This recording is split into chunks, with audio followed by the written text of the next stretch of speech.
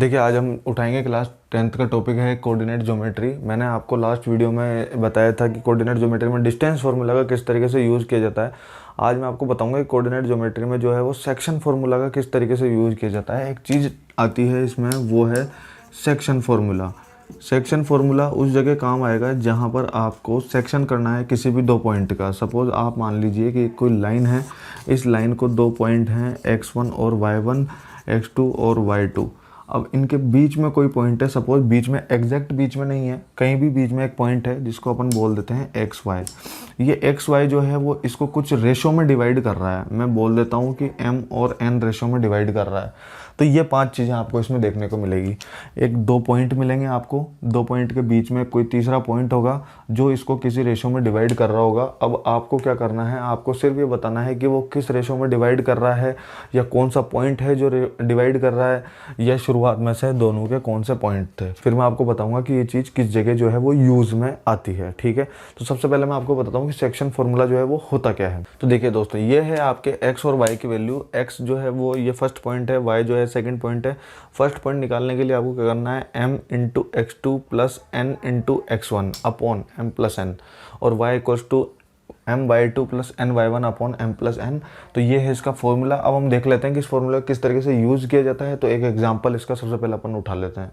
तो देखिए, यहाँ पर है आपके सामने एक क्वेश्चन है, दो पॉइंट ले लिए मैंने, इनको नाम दे देते हैं अपन ए पॉइंट और बी पॉइंट। ये जो है वो बीच में कोई सी पॉइंट है जो इनको 3:2 में डिवाइड कर रहा है, यानी ये तो आपके हो गए m और n। ये आपके पास हो गया x1 y1, ये हो गया आपके पास x2 y2। आपको बताने हैं c के कोऑर्डिनेट, यानी कि x और y बताने हैं आपको। ठीक है, सबसे पहले क्वेश्चन को इजी तरीके से समझ लेना। मैथ्स में आधा क्वेश्चन वहीं सोल्व हो जाता है जहाँ पर हम क्वेश्चन को ढंग से समझ जाते हैं। बहुत सी बार क्या होता है कि कई क्वेश्चन देखने में ऐसे लगते हैं जो हमने सोल्व किए, और उस क्वेश्चन को देखते ही हमारे दिमाग में तुरंत कचरा आता है, अरे ये तो यार हो गया, तो क्या है सोल्व, हम उसको सोल्व कर देते हैं। मगर फिर बाद में जब एग्ज़ाम से बाहर निकलते हैं तो फिर बच्चा पूछता है, कोई आपका दोस्त पूछता है, अरे यार तूने उसकी वैल्यू निकाल ली थी क्या? तो अरे यार वो भी निकालनी थी क्या यार? तो ऐसी परिस्थिति से आप बचें। इससे बचने का एक ही तरीका है कि आप क्वेश्चन को पूरा पढ़ें ठंडे दिमाग से। सीबीएसई जो 3 घंटे का आपको टाइम दे रही है, वो मैथ्स का पेपर सोल्व करने का नहीं दे रही है, वो उसमें ही उसको पढ़ने का भी टाइम दे रही है। तो आप क्वेश्चन को ढंग से पढ़ें एक बार, फिर उसके बाद में ये एनालाइज करें ना कि इसको किस तरीके से सोल्व करना है। तो यहाँ पे जो है आपको एक्स और वाई निकालने हैं। ये एक्स और वाई निकालने का फॉर्मूला है। अब मैं एक्स और वाई निकालता हूँ इसी फॉर्मूले की मदद से। सबसे पहले तो है m(x2), यानी कि m की जो वैल्यू है आपके पास 3, x2 है आपके पास 5, तो 5 इंटू 3। ठीक है, फिर उसके बाद में हो जाएगा प्लस, अगला है आपके पास nx1, तो n इंटू x1 यानी कि 2 इंटू हो जाएगा आपके पास 3 अपॉन m प्लस n यानी कि 3 प्लस 2। तो ये हो जाएगा आपके पास 15 प्लस 6 अपॉन 5, या इसको आप कह सकते हैं 21 अपॉन 5। तो ये जो है वो आपके पास आ गई। x की वैल्यू अपॉन में आ सकती है, परेशान होने की आवश्यकता नहीं है। y निकालेंगे mx2। ठीक है, तो y हो गया आपके पास में my2। तो my2 जब आप निकालेंगे तो 3 इंटू -1, तो हो जाएगा -3। अब की बार मैं इनको इस तरीके से नहीं लिख रहा हूँ, डायरेक्ट लिख देता हूँ, या आप बोलो तो चलो ठीक है, उस तरीके से लिख करके आपको समझा देते हैं। m इंटू y2 हो जाएगा। सबसे पहले तो m को y2 से मल्टीप्लाई करेंगे, यानी कि 3 इंटू होगा -1 प्लस, अब की बार होगा ny1 यानी कि 2 into 2 upon m plus n आपको करना है, तो वही आप करेंगे 3 प्लस 2, यानी कि y हो जाएगा, ये है -3 प्लस ये हो जाएगा 2 2 ज़ा 4 अपॉन 5, तो यानी कि ये हो जाएगा 1 अपॉन 5। ये आ गया आपके पास y।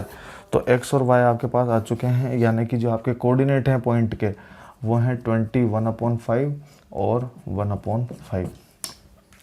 अब इसी क्वेश्चन में आपके साथ क्या करामात कर सकता है, देखिए सर फॉर्मूला यही रहेगा, मगर क्या क्या कर सकता है आपके साथ, हो सकता है आपको ये दोनों पूछ ले।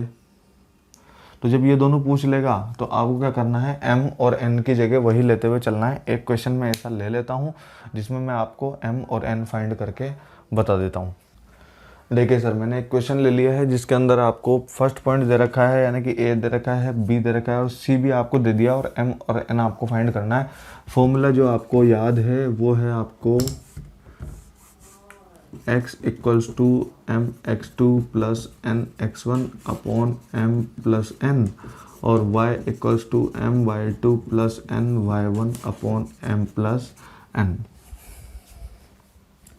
चलिए स्टार्ट करते हैं। x जो है वो आपको दे ही रखा है, यानी कि 1, x की वैल्यू दे रखी है ना 1, ठीक है। mx2 m नहीं दे रखा तो mx2 यानी कि 4 into m plus nx1 n into x1 यानी कि 3n अपॉन नीचे हो जाएगा m प्लस n।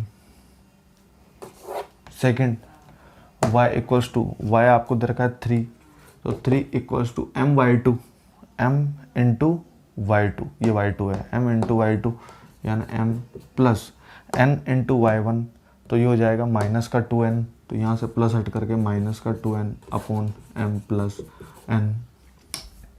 अब आगे क्या करना है, क्रॉस मल्टीप्लिकेशन, यानी कि m plus n equals to 4m plus 3n, इसको इधर भेज दिया। ऐसे ही इसको इधर भेज देंगे, 3m plus 3n equals to m minus 2n। अब आप क्या करो, इनको सिंप्लीफाई कर लो, यानी कि m सब एक तरफ चल जाएंगे ना, तो ऐसा ही इनके साथ कर लेते हैं अपन। तो ये हो जाएगा 4m plus 3n minus n equals to 0, और ये हो जाएगा 3m minus m plus 3n plus 2n equals to 0। फिर इसको आप कर लेंगे 3m plus 2n equals to 0, और ये हो जाएगा आपके पास में 2m plus 5n equals to 0। अब देखिए आपके सामने दो लीनियर इक्वेशन बन चुकी है सर, और दो लीनियर इक्वेशन बन चुकी है। दोनों को चाहे तो आप एलिमिनेशन मेथड से, सब्स्टिट्यूशन मेथड से सोल्व कर सकते हैं और m और n की वैल्यू पा सकते हैं, तो आपको मिल जाएंगे रेशियो। तो ये दूसरा तरीका हो गया सर। तो अब ये जो है वो काफ़ी जगह काम आ सकता है, सेक्शन फॉर्मूला।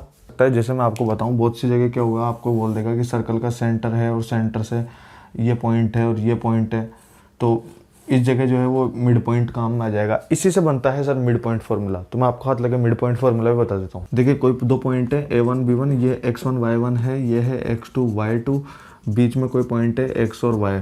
अब आपको मिड पॉइंट निकालना है सर। तो मिड पॉइंट निकालना है तो मिड पॉइंट का फॉर्मूला होता है x इक्वल्स टू डायरेक्ट होता है x1 प्लस x2 अपॉन 2, और y इक्वल्स टू होता है y1 प्लस y2 अपॉन 2। सीधा आपको कुछ भी नहीं करना, दोनों फर्स्ट और सेकंड वाले ऐड करके 2 से डिवाइड कर देना है। ये कैसे बनता है सर, तो देखिए जब ये मिड पॉइंट है तो इसका मतलब ये 1:1 में डिवाइड कर रहा होगा। तो जब ये 1:1 में डिवाइड कर रहा होगा तो m और n की जगह आप 1 और 1 रख देंगे, तो ये फॉर्मूला जो है वो ऑटोमेटिक जनरेट हो जाएगा। ठीक है, तो यहाँ से मिड पॉइंट फार्मूला का भी बहुत सारे यूज़ हैं। अब आपको क्या करना है, आज एक्सरसाइज उठा करके देखनी है और सेक्शन फार्मूला और मिड पॉइंट थ्योरम के जितने भी क्वेश्चन है वो आपको सोल्व करने स्टार्ट कर देना है। ठीक है, फिर भी अगर आपको कहीं प्रॉब्लम आती है, आप एक्सरसाइज के क्वेश्चन नंबर या एग्जाम्पल नंबर जिसमें भी आपको प्रॉब्लम आ रही है, आप मुझे इनबॉक्स में मैसेज कर सकते हैं और मैं पूरी कोशिश करूँगा उसको सोल्व करने की। वीडियो को देखने के लिए थैंक यू।